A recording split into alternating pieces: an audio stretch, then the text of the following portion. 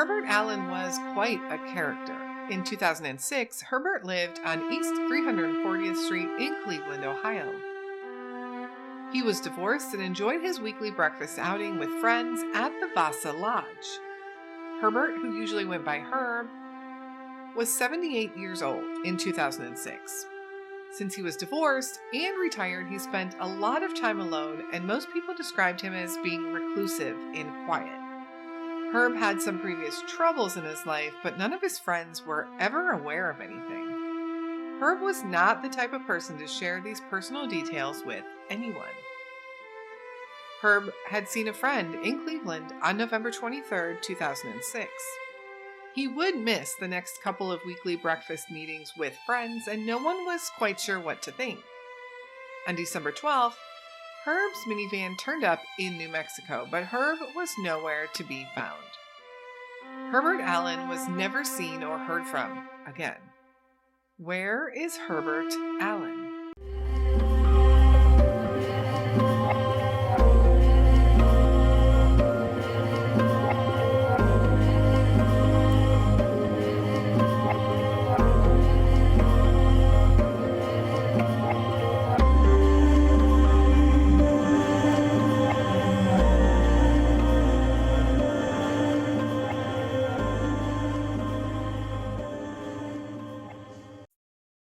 So now let's jump into the story of Herbert Leroy Allen. Herbert was born September 8th, 1928. Herb grew up in Cleveland, Ohio, and attended Collinwood High School, graduating in 1946. He went on to work for General Motors as a tool and die maker and got married in 1950, continuing to live and work in Cleveland, Ohio. In 1994, his wife, after 44 years of marriage, filed for divorce. She said that Herb often beat her and that she had lived through a very abusive marriage.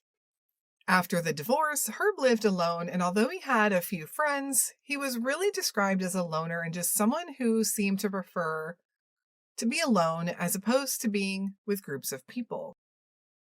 A couple of years after his divorce, in 1996, Herb found himself in some legal trouble. He was charged with grand theft. He had allegedly stolen $16,000 in life insurance money from his brother, who had had dementia. Interestingly, I tried to find more information on that particular case, but the only media article referencing it says that Herb told authorities that his brother had given him the money. However, something in Herb's actions led law enforcement to believe that he might be mentally ill. And they would go on to perform a psych evaluation on him, and he was found to be fit to stand trial. But eventually the case was dropped because he agreed to pay back some of the money. I did a record search for Cuyahoga County, Cleveland, Ohio, and the surrounding areas, but I found no files or any record at all of this case. I do think it's possible it was filed in another county, but that's really a needle in a haystack. What I did find when looking for these case documents was a bunch of other violations from 1998 until 2006 from the Building and Housing Authority. It seems Herb had a lot of charges likely stemming from his rental properties.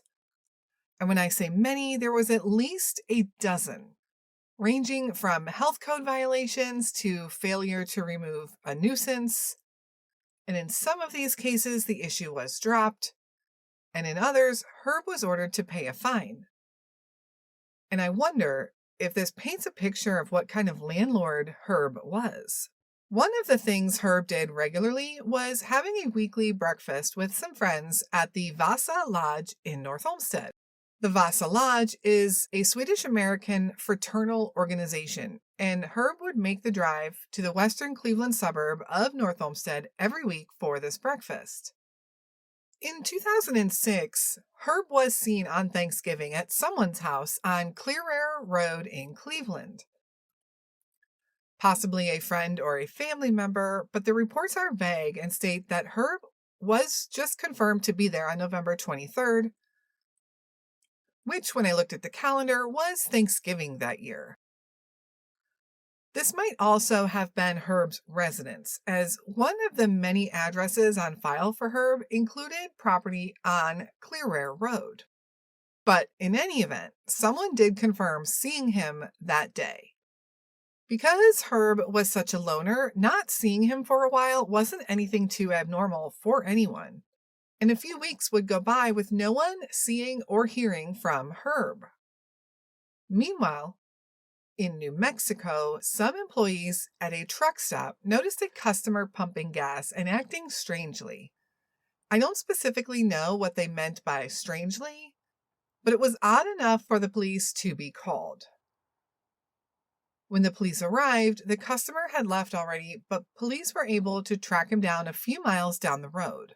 They pulled over a 1995 minivan registered to Herbert Allen. When they asked the man driving for his identification, they realized they had a man by the name of Terry White.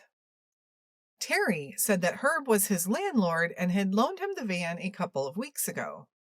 Police were unable to reach Herb to confirm his story, and when they went to Allen's home in Cleveland, they found a note on his refrigerator.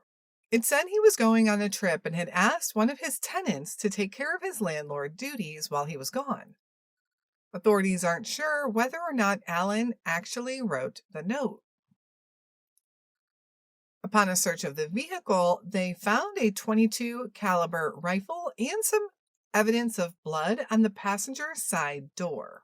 Further investigation led them to learn that White was not only using Herb's van, but also had used his credit cards to pay for the trip across the country. It doesn't stop there, however. Terry had been one of Herb's tenants, and records would show that Herb had actually evicted Terry in mid-November, just 1 week before Thanksgiving. So, yeah, we might not need to talk about too many theories. White would be arrested on a weapons charge and would spend up to 2 years in prison. He has never admitted any involvement in Herb's disappearance and has maintained his innocence.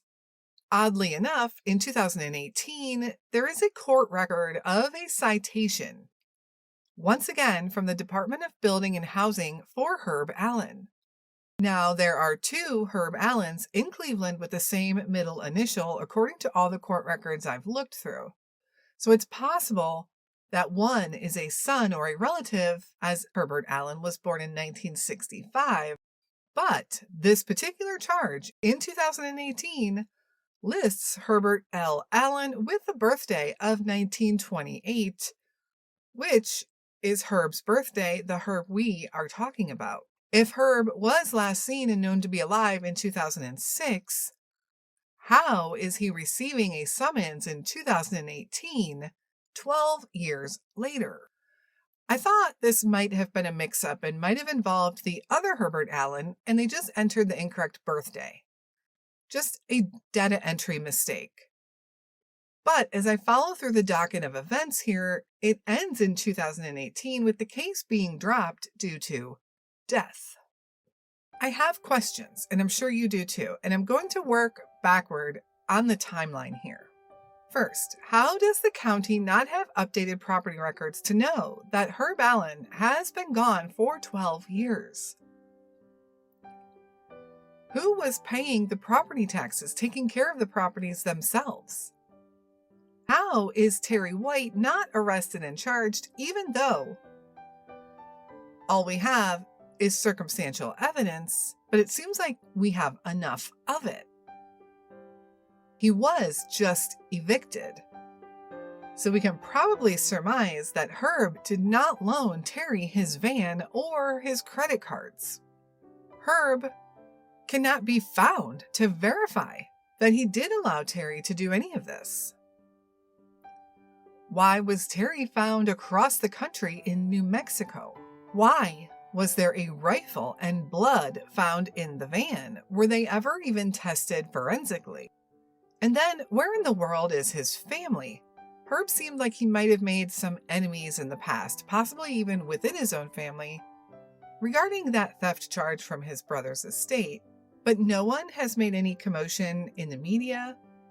Or did they try and ran into a brick wall in the process? That's been known to happen. Authorities at one point thought Herb was mentally ill. What if he was? What if he did give his belongings to Terry White and took off? Or did he give his stuff away and intend to harm himself? I guess that doubt is probably one of the reasons why Terry White has never been charged. I think this case stuck out to me because he was an older gentleman who was essentially alone. Granted, that was most likely his own doing, but does that mean it's okay for another person to take his life and get away with it? Does that stop that person from doing it again when they run into a difficult person or situation? Something definitely happened here, and police believe the case is a homicide. But here we are 16 years later with no answers, and I'm not even sure if it's still being investigated. What do you think happened to Herb Allen? Where is he?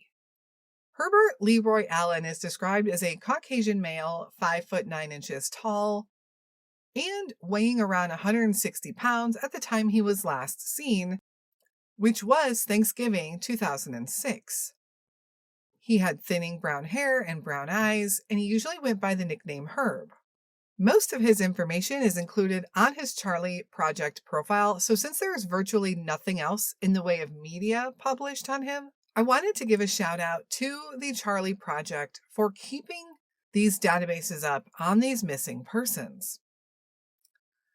If you have any information as to the whereabouts of Herbert Allen, please contact the Cleveland Police Department at 216-623-5262.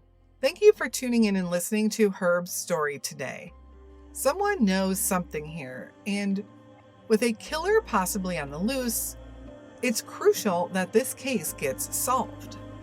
We will be back again next week with another unsolved missing person case, and until then, stay safe and hug your loved ones.